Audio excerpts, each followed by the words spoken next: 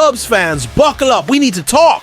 Right now, as you're reading this, your beloved Cubbies sit just one game behind Milwaukee in the NL Central.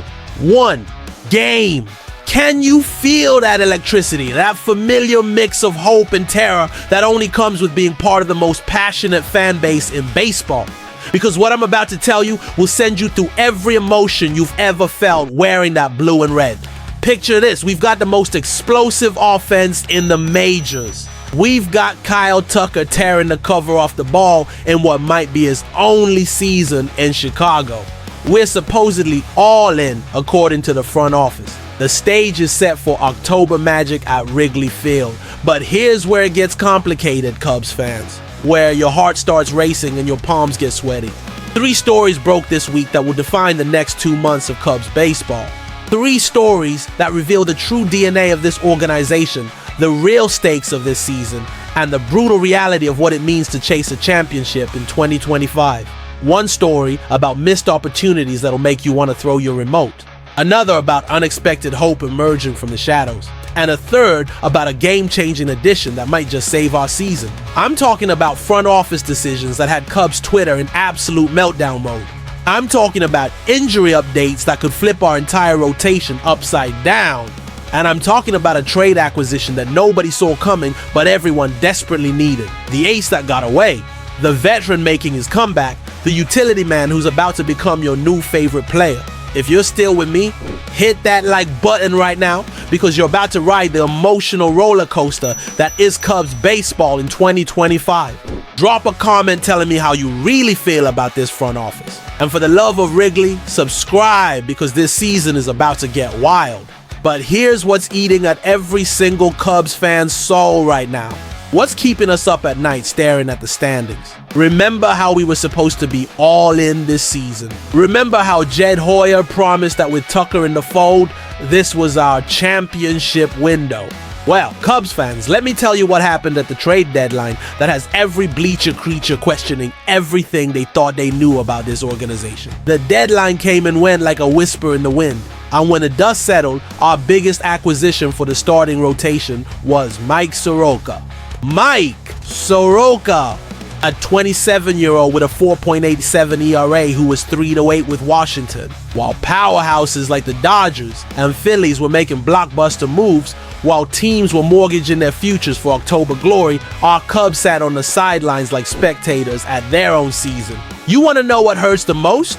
We had the farm system to make it happen. We had Owen Casey, Jackson Wiggins, prospects that other teams were drooling over. The Twins were literally selling everything spot, and Joe Ryan was available. Mackenzie Gore could have been ours. But instead of pulling the trigger, instead of showing Kyle Tucker and this locker room that we're serious about winning now, we played it safe. Obviously, a lot of time, energy, and focus was spent on the really controllable starters, Hoyer said after the deadline, like he was apologizing for not buying groceries. Ultimately, they didn't move. None of those guys moved. But that's not the point, Jed. The point is that this was our moment to overpay, to show the baseball world that the Cubs aren't just contenders, we're hunters. And here's the brutal truth that's tearing at every Cubs fan's heart right now. This trade deadline tells us everything about Kyle Tucker's future in Chicago. If we're not willing to mortgage prospects for a championship caliber starter in Tucker's potential only year here, what makes anyone think we're going to shell out $450 million to keep him? The writing isn't just on the wall. It's spray painted in neon letters across the green monster. While we were adding utility pieces and hoping for the best, our NL rivals got better.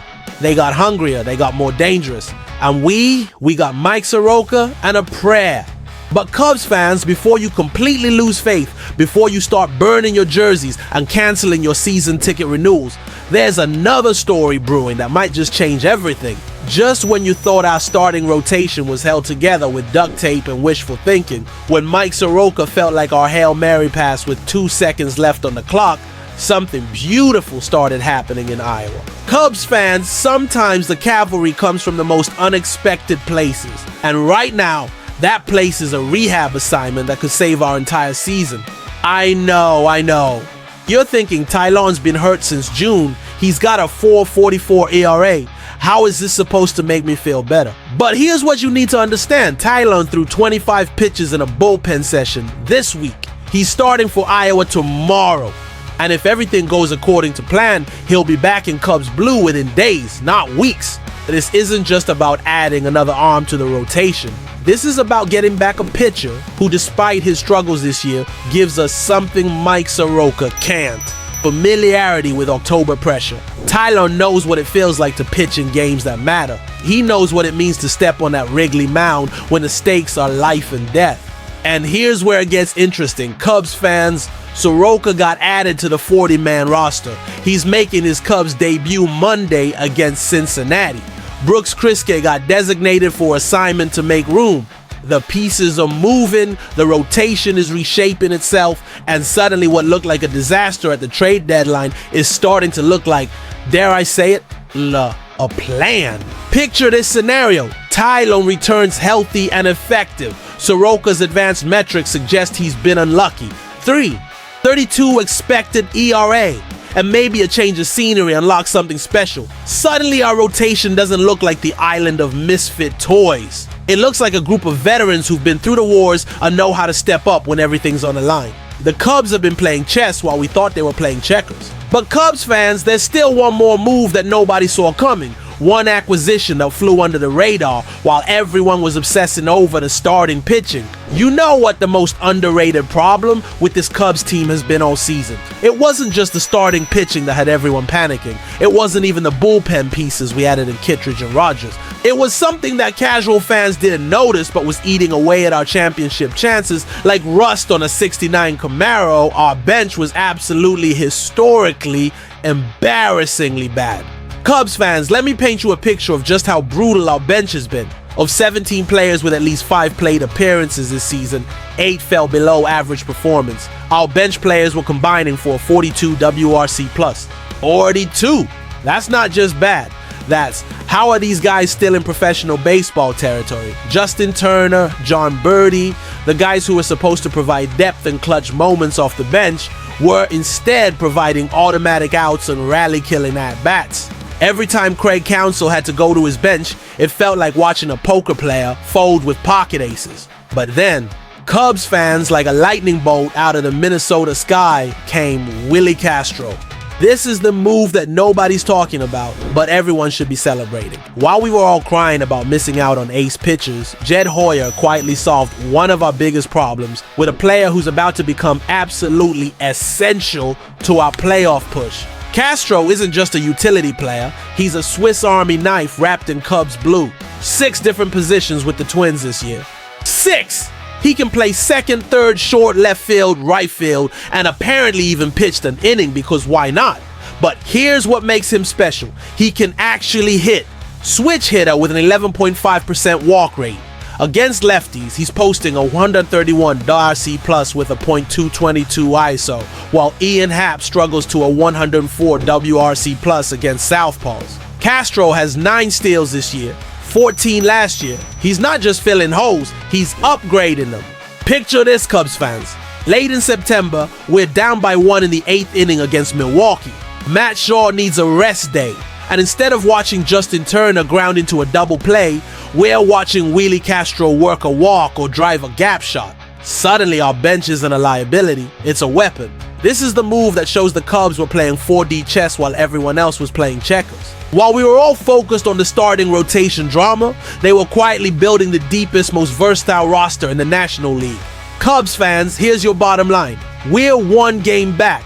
Kyle Tucker is mashing. Our rotation is getting healthy. Our bench just got an upgrade that could be the difference between October baseball and another winter of what-ifs. The next 2 months are going to test everything you believe about this team, this organization, and this city's relationship with championship baseball. Soroka could be the steal of the deadline or another disappointment. Tylon could return as our savior or struggle with his comeback. Castro could be the unsung hero of our playoff run or just another utility player. But Cubs fans, isn't this exactly why we fell in love with this team in the first place? The uncertainty, the hope, the belief that maybe this is finally our year.